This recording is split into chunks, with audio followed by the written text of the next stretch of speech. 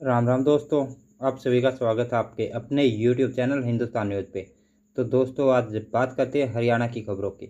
विनेश फोगाट ने हरियाणा विधानसभा चुनाव लड़ने के संकेत दिए हैं। रोहतक में बोली, अब लड़ाई शुरू हुई है। झज्जर में चुनावी सवाल पूछने से रोका। पेरिस ओलंपिक में 100 ग्राम वजन बढ़ने से डिस्क्वालीफाई हुई हरियाणा की रेसलर विनेश फोगाट ने विधानसभा चुनाव लड़ सकती है। उन्होंने रविवार को रोहतक में इसके संकेत दिए हैं। यहां सरौखा पंचायत के सामने समारोह में विनेश ने कहा कि अब लड़ाई खत्म नहीं बल्कि शुरू हुई है। राजनीति के जानकार विनेश के इस कथन के मायने चुनाव लड़ने के संकेत देने के रूप में ही निकाल रहे हैं। इसके साथ ही विनेश झज्जर के डीगल में भी पहुंची। वहां भी खाप ने उन्हें सम्मानित किया। इस दौरान मीडिया से बात करने से पहले ही कह दिया गया कि चुनाव को लेकर कोई सवाल नहीं पूछेगा। वहीं कुछ दिन पहले विनेश ने पूर्व सीएम भूपेंद्र सिंह हुड्डा से मुलाकात भी की थी। उससे पहले से चर्चा है कि वह कांग्रेस की टिकट पर चुनाव लड़ सकती है। अगर ऐसा हुआ तो विनेश और चचेरी बहन दंगल गर्ल बबीता फोगाट में चरखी दादरी सीट पर मुकाबला हो सकता है। बबीता इस समय बीजेपी में है।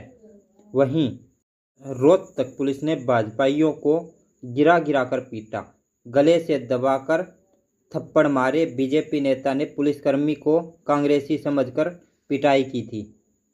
हरियाणा के रोहतक में भाजपा कार्यकर्ताओं ने एक पुलिसकर्मी की पिटाई कर दी। इसमें पुलिसकर्मी घायल हो गया। इसके बाद पुलिसकर्मियों ने भाजपा कार्यकर्ताओं पर बल प्रयोग भी किया। दोनों पक्षों के बीच मामला तनावपूर्ण हो गया।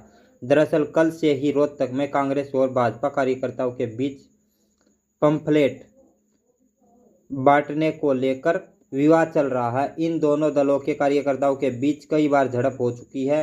फिलहाल भाजपा कार्यकर्ता एसपी ऑफिस के सामने धरने पर बैठे हैं। इस दौरान सिविल वर्दी में एक पुलिसकर्मी उनका वीडियो बना रहा था, जिसके साथ भाजपा कार्यकर्ताओं ने कांग्रेस कार्यकर्ता समझकर मारपीट की।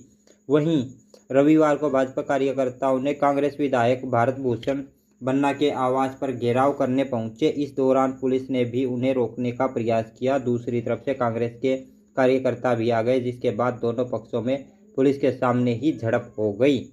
तो दोस्तों, ये थी खबर। अब चलते हैं अगली खबर की तरफ। हरियाणा के पूर्व बीजेपी सांसद का मौसेरा भाई गिरफ्तार, नशीली दवाइयां सप्लाई करने का आरोप। कोरोना काल में पीएम मोदी पिता का हाल पूछ चुके हैं। केंद्रीय नारकोटिक टीम ने रविवार को हिमाचल प्रदेश के पावटा साहिब से एक बड़ी फार्मा कंपनी विदित हेल्थ केयर के मालिक नीरज भाटिया को गिरफ्तार किया है। नीरज भाटिया मूल रूप से हरियाणा के पानीपत का रहने वाला है और करनाल से भाजपा के पूर्व सांसद संजय भाटिया के मौसेरा नीतिसेन भाटिया का बेटा है। उसकी नारकोटिक टीम को काफ़ी समय से तलाश थी। वह हिमाचल के बड़ी से अंतर्राज्यीय कोडीन आधारित सिर्फ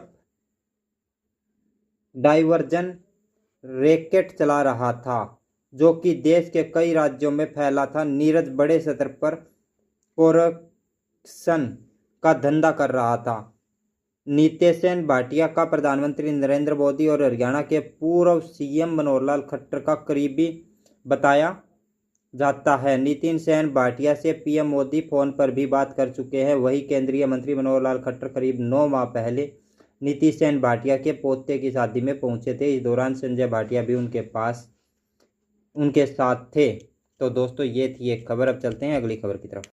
हरियाणा में गोपाल कांडा के भाई को बैरंग लौटाया, जनसंपर्क के लिए बगैर लौटे बीजेपी नेता। ग्रामीण बोले, 5 साल नहीं सुनी, अब क्यों आए।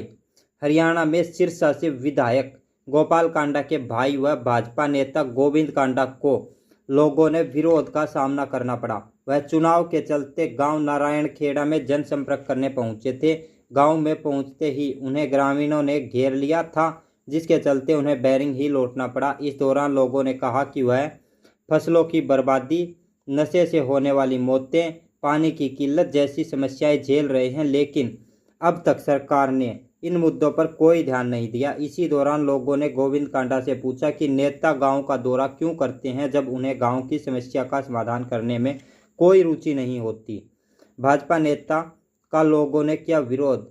सिरसा सीट से अलोपा। हरियाणा लोकसभा पार्टी के गोपाल कांडा विधायक और विधानसभा चुनाव के लिए प्रचार शुरू होने के बाद गोपाल कांडा के भाई गोविंद कांडा शनिवार शाम 7 बजे गांव नारायणखेड़ा में जनसंपर्क के लिए पहुंचे थे, लेकिन विधायक के भाई को गांव में देख लोगों ने उसका विरोध शुरू कर दिया।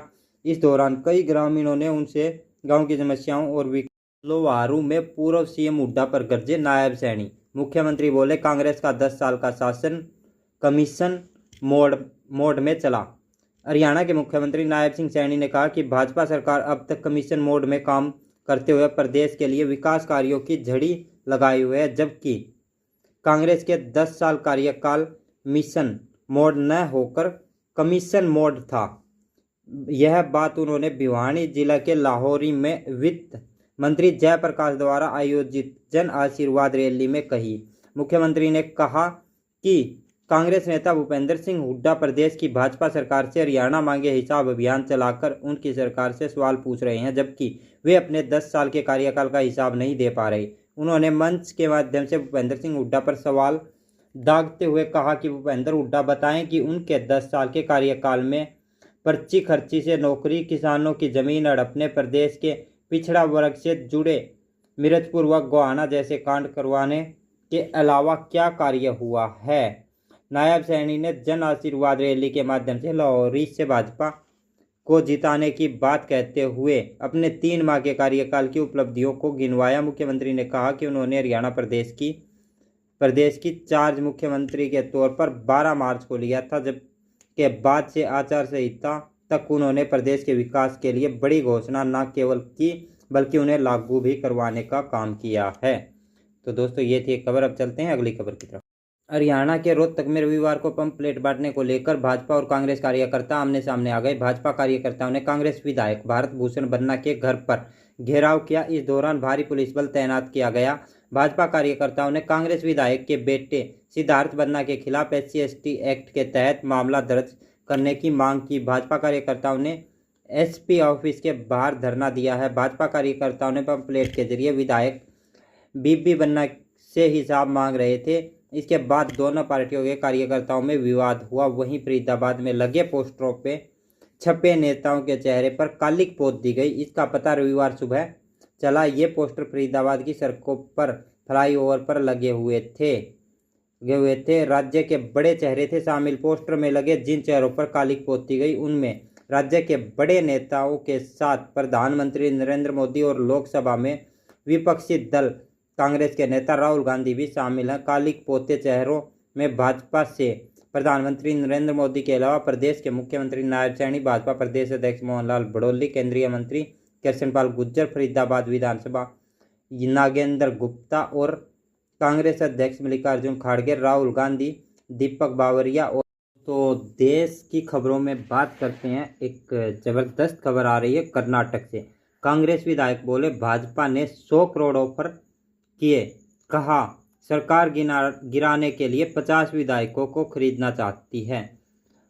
कर्नाटक में कांग्रेस विधायक रवि कुमार गोड्डा ने भाजपा पर राज्य की सरकार गिराने की कोशिश करने का आरोप लगाया है। उन्होंने रविवार 25 अगस्त को कहा कि 2 दिन पहले 23 अगस्त को मुझे फोन करके 100 करोड़ रुपए ऑफर दिया गया। भाजपा के लोग 50 विधायक खरीदना चाहते थे, लेकिन मैंने मना कर दिया। कर्नाटक की मांड्या सीट से विधायक रवि कुमार गोड्डा ने कहा कि बीजेपी राज्य में ऑपरेशन लोटस चला रही है। उन्होंने भाजपा के राष्ट्रीय संगठन महासचिव BL संतोष व केंद्रीय मंत्री शोभा करंदलाजे, केंद्रीय मंत्री प्रहलाद जोशी और केंद्रीय मंत्री और राज्य के पूर्व मुख्यमंत्री HD कुमार सरस्वती पर सरकार गिराने के लिए काम करने का आरोप लगाया है। पिछले साल भी विधायक ने ऐसे ही लगाए थे आरोप। तो दोस्तों, ये थी आज की मुख्य खबरें। आप लोगों को कैसी लगी? अगर वीडियो अच्छी लगी हो तो वीडियो को लाइक करो, शेयर करो, चैनल को सब्सक्राइब करो। मिलते हैं नेक्स्ट वीडियो में। तब तक के लिए जय हिंद, वंदे मातरम, भारत माता की जय। जय श्री राम, हर हर महादेव।